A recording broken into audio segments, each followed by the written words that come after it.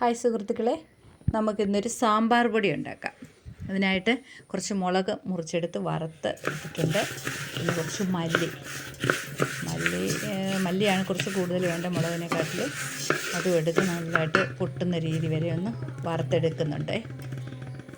മല്ലി, പിന്നെ ഉലുവ ഒരു 200 ഗ്രാം ഉലുവ ഉണ്ടെങ്കിൽ നല്ലതാണ്. ഉലുവയുടെ ഒരു ടേസ്റ്റ് സാമ്പാറിന് നല്ലതാണ്.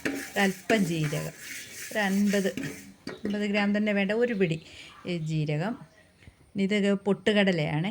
പൊട്ടുകടല സാമ്പാറിൻ്റെ ഒരു കൊഴുപ്പൊക്കെ കിട്ടാനായിട്ട് നല്ലതാണ്. നല്ല ടേസ്റ്റുള്ളൊരു സാധനമാണ് ഇത് പൊട്ടുകടല.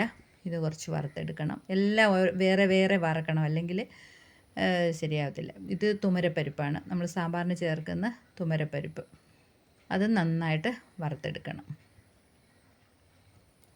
ഓരോ സാധനങ്ങളും ഇട്ട് നമ്മളിങ്ങനെ ചെറിയ തീയിൽ വറുത്തെടുക്കണം. ഒരല്പം പച്ചരി, ഒരു 50 ഗ്രാം തന്നെ വേണ്ട, ഒരു പിടി പച്ചരി.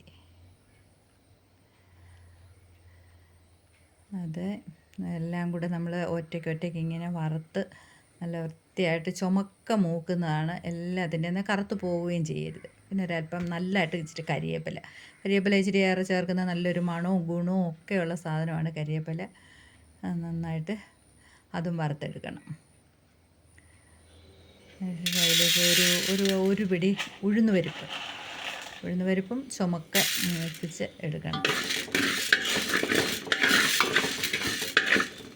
പിന്നെ വേണ്ടത് കായമാണ്. കായം നന്നായിട്ട് ഇച്ചിരി ചേർക്കണം. കായം നല്ല പീസായിട്ട് മുറിച്ച് ഒരല്പം വെളിച്ചെണ്ണയ്ക്കകത്ത് വറുത്ത് എടുക്കണം. അതിനുശേഷം നമ്മൾ വറുത്ത് വെച്ചിരിക്കുന്ന എല്ലാ സാധനങ്ങളും കൂടെ ഒന്നിച്ച് ചേർത്ത് എടുത്ത് വീണ്ടും നമ്മുടെ പാത്രത്തിലേക്കിട്ട് ഒന്നുകൂടെ ചെറുതായിട്ട് ചൂടാക്കി എല്ലാം കൂടെ സമൂലം ഇളക്കി നന്നായിട്ടൊന്ന് ചെറിയ തീയിലൊന്ന് ചൂടാക്കി പൊടിച്ചെടുത്താൽ അടിപൊളി സാമ്പാർ പൊടിയാണ്.